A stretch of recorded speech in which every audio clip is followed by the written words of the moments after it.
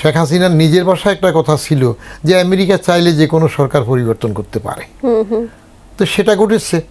Peter হাসদের যোগাযোগ এবং তাদের যেটা শোনা যায় তাদের অর্থায়ন সহ সবটা ভালো কাজ করেছে। জানাফা জাতীয় নাগরিক পার্টির যে আহ্বায়ক, হ্যাঁ, ও যাত্রাতে কি হয়ে গেল, বিরোধী দলের চিফ হুইপ হয়ে গেল না? চারটি কথা কয়জন মন্ত্রী যত সামারি ফোল্ডারে দেয়া থাকে পরে।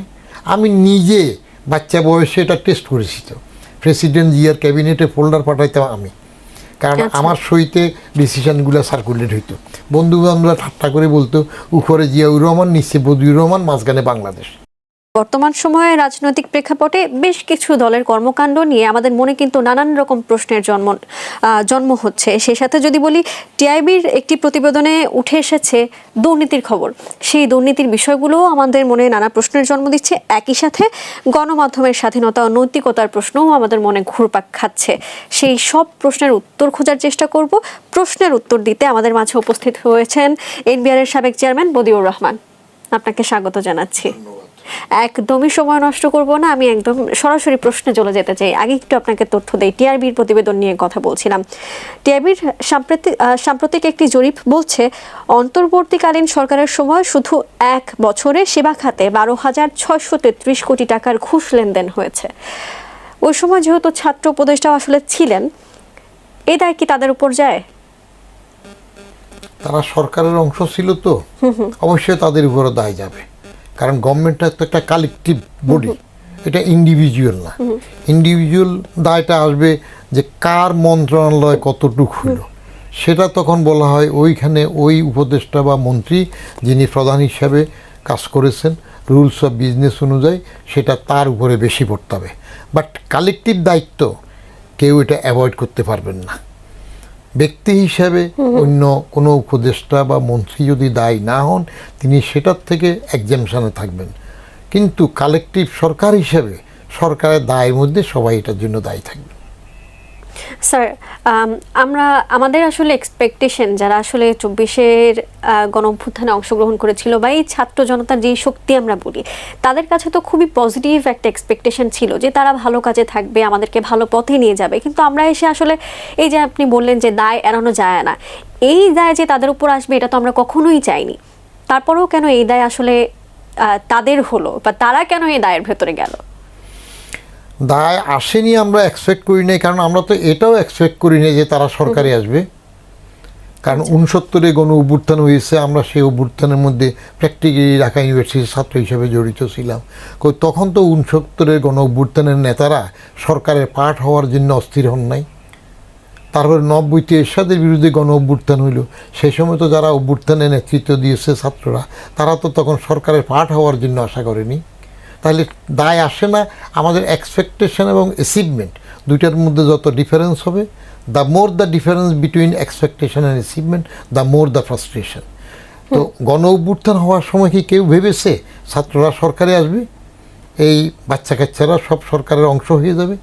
কিন্তু যেই ইউনুস সাহেব বললেন যে ছাত্ররা আমার নিয়োগকর্তা, তাহলে ইউনুস সাহেবের সাথে তাদের কি কথাবার্তা হইলো, কিভাবে নিয়োগকর্তা হইলো, তখন এই জাতীয় ঘটনাগুলো ঘটতে লাগলো। তারা সরকারের পার্ট হয়ে গেল, পাওয়ারে চলে আসলো, ইনস্টিটিউশনে ব্যাক করলো না, লেখাপড়া ব্যাক করলো না, ক্ষমতার মধ্যে চলে আসলো। এইরকম প্রত্যাশা কেউ করে নাই যে এই ছাত্ররা ক্ষমতার অংশীদার হবে, সেখানে গিয়ে পরে আবার দায়িত্বের মধ্যে পড়বে।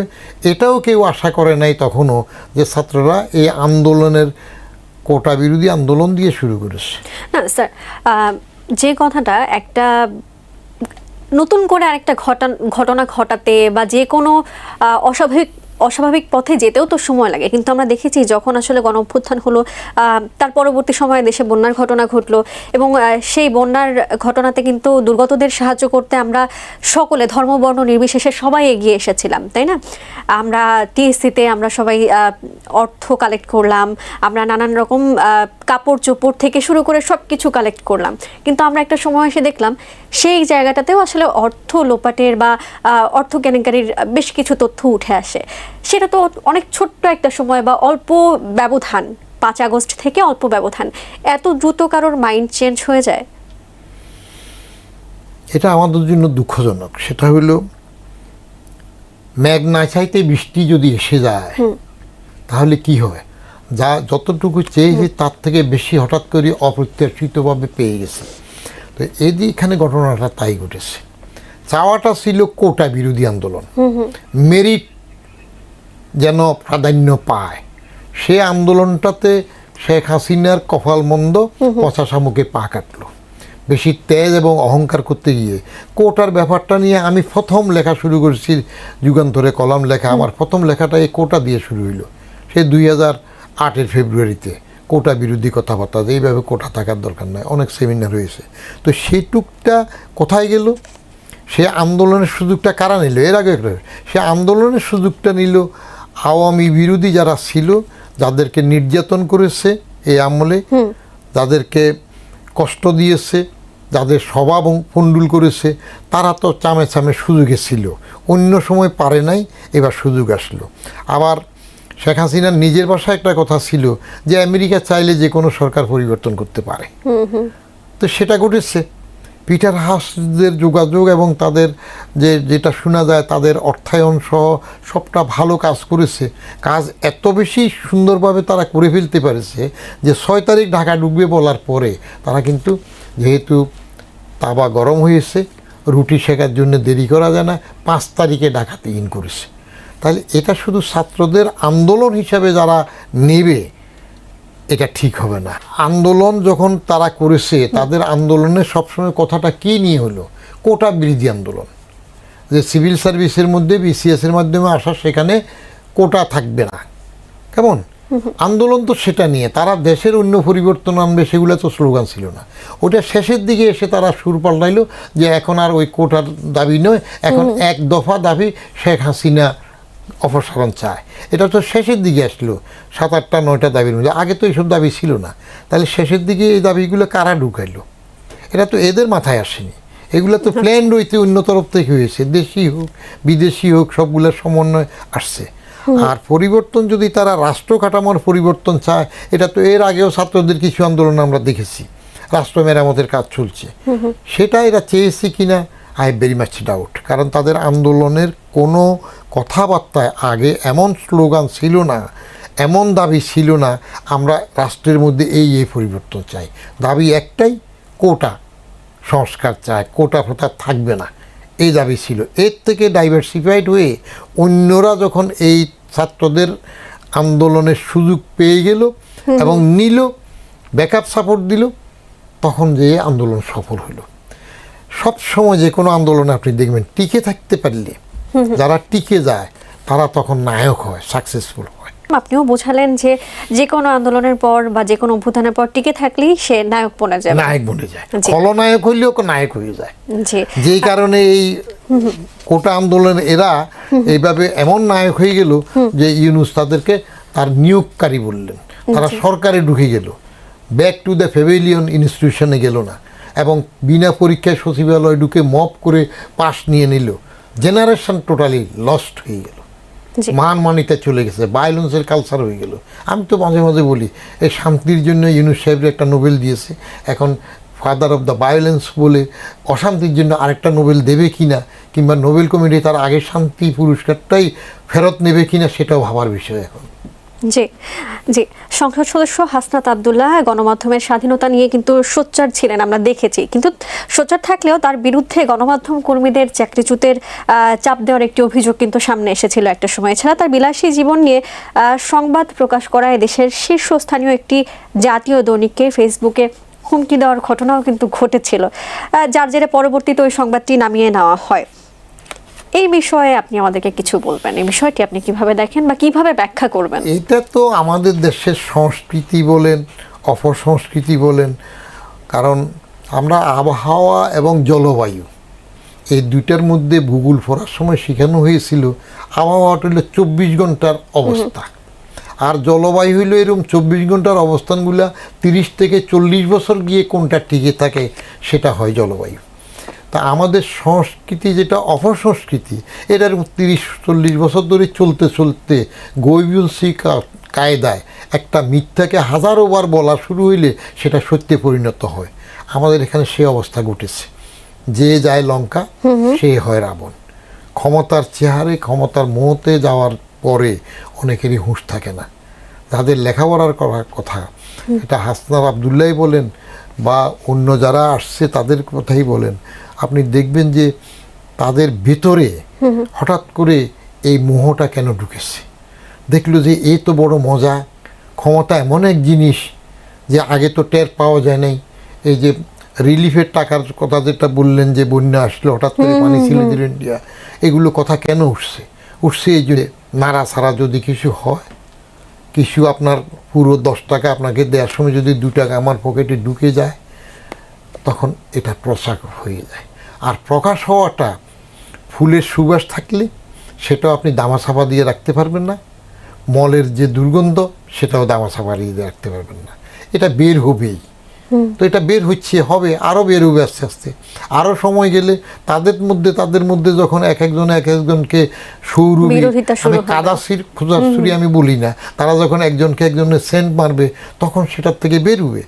কোন সেন্টটা ঘামের মধ্যে ভিজে কেমন গন্ধ হয়েছে সেটার একটা সৌরভ আসবে, কোনটা ফ্রেশ সেন্ট ছিল সেটাও বেরোবে।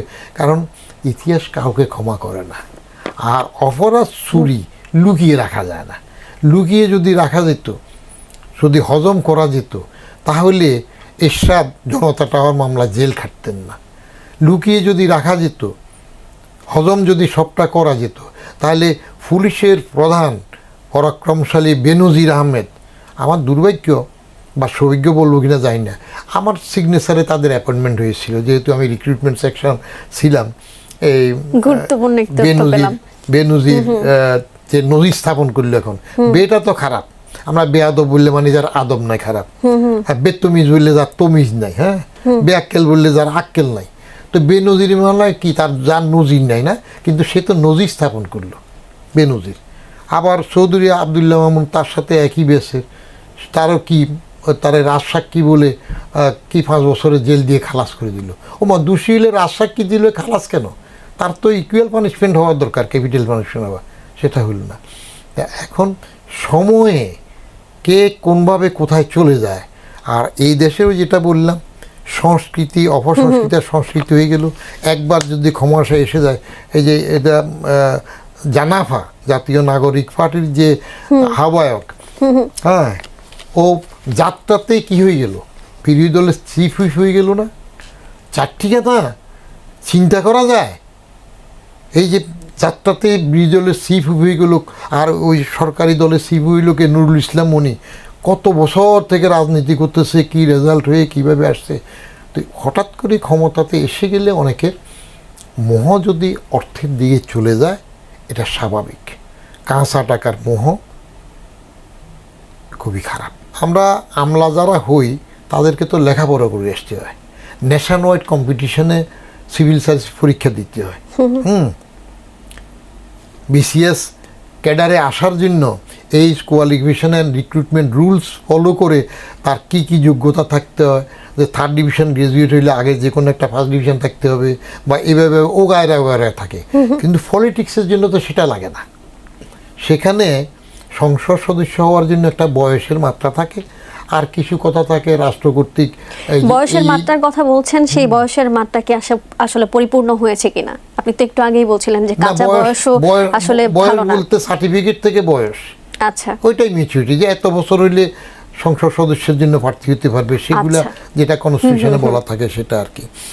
আর বাজেট নিয়ে তারা মন্তব্য করতে পারবেন না বলা যায় না, কারণ বাজেট নিয়ে যারা সংসদে আসেন বললে তো তারা আমার উপর অসন্তুষ্ট হবেন। আমি তো সংসদেও চাকরি করেছি, জমিরুদ্দিন সরকার স্পিকারের নিচে বসে এডিশনাল সেক্রেটারি হিসেবে সেসব সংসদ অধিবেশন চালানোর কাজগুলো করেছি।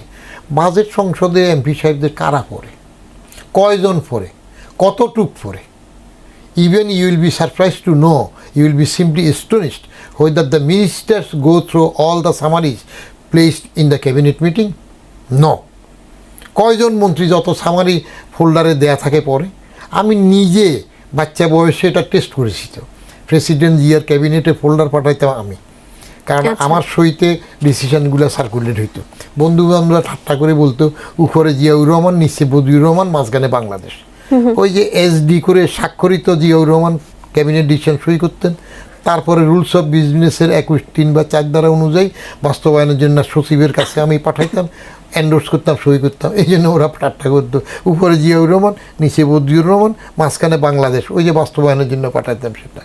তো ওই সময় আমি out of curiosity whether all the ministers go through the cabinet summaries, আমি করতাম কি ক্যাবিনেট ফোল্ডারের সামারির কোনায় কোনায় হালকা আটা লাগিয়ে দিতাম।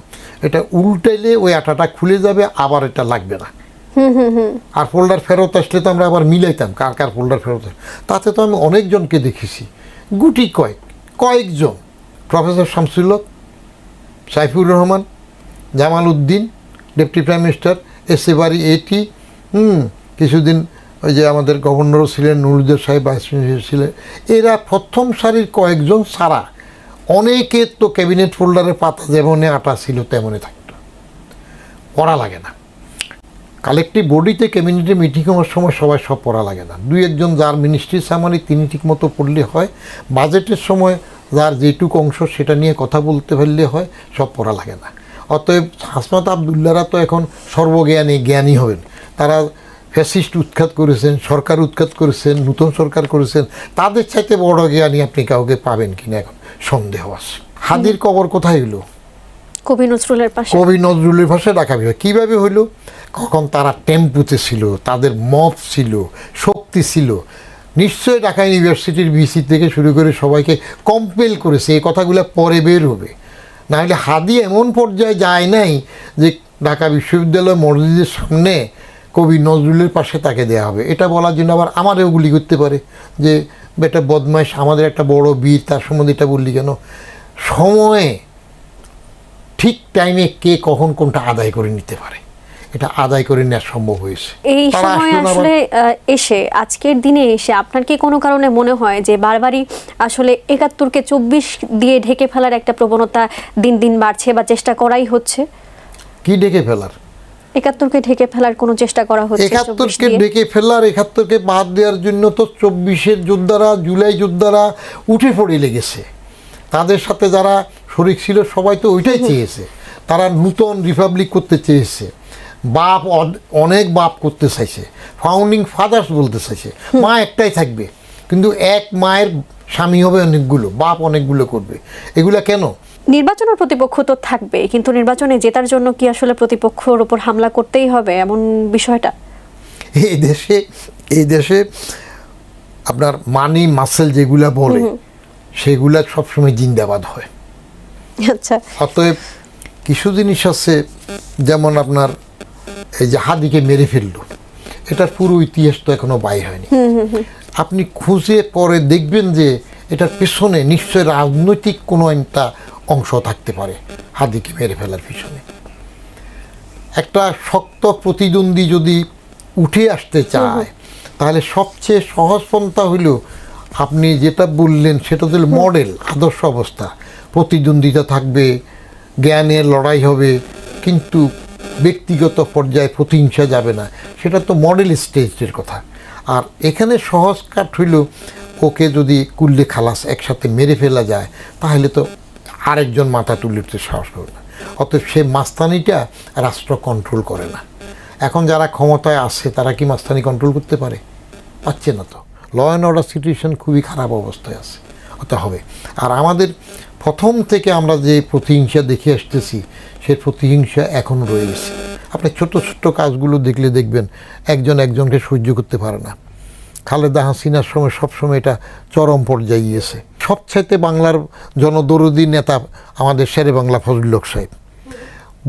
ভোটের জন্য তিনিও তো ওখানে এক পীর সাহেব, ওখানে বরিশালে বড় এক পীর ছিলেন না, মাওলানা নেসারউদ্দিন সাহেব, হ্যাঁ, সেখানে গিয়ে তার ভোট, তার অনুসারীদের ভোট পাওয়ার জন্য ডিকশনারি একটাকে জুলদানের মধ্যে টেবিলের সামনে রাখিয়া এমনভাবে দেখালো মনে যেন কোরআন শরীফ রাখছে, ইয়া দোষ নেসারউদ্দিন করে হাঁক ছাড়লেন। টেকনিক থাকে। যদি হাসনাত আবদুল্লাহ মনে করে সংসদে এইভাবে বললে আমার জামাতের গোষ্ঠী সহ আমরা সবার সাথে ভালো থাকবে, বলবে। আর সংসদে বিরোধী দল নাই, এরা তো পাঠানো। আপনার এখন যে সংসদ আছে এটা একদলীয় সংসদ। আচ্ছা, যাহা বাজাত তাহা বাজাই, তারা সব একভাবে চলতেছে। যেহেতু দুইজনের কমন শত্রু আলীকে উৎখাত করা গেছে নাই, অতএব এখানে একটা এরশাদের গৃহপালিত বিরোধী দলের মতো একটা বিরোধী দল এখানে প্রতিষ্ঠা করতে হয়, সেভাবে আছে। জি, স্যার। আপসে থাকবে। জি। অতএব হাসনাত আবদুল্লাহ যখন যেখানে সুবিধা সেটা হবে। ম্যাকিয়াভেলি সবচেয়ে বেশি ইম্পর্টেন্ট। যখন যেখানে যখন যেভাবে টিকে থাকা যায়, টিকে থাকতে হয়, কৌশলী হতে হয়, আমাদের রাজনীতি হয়ে গেছে ওই অবস্থা। ধন্যবাদ স্যার, আমাদেরকে সময় দিয়েছেন, আমাদের দর্শকদের সময় দিয়েছেন, আপনাকে অসংখ্য ধন্যবাদ। Thank you very much.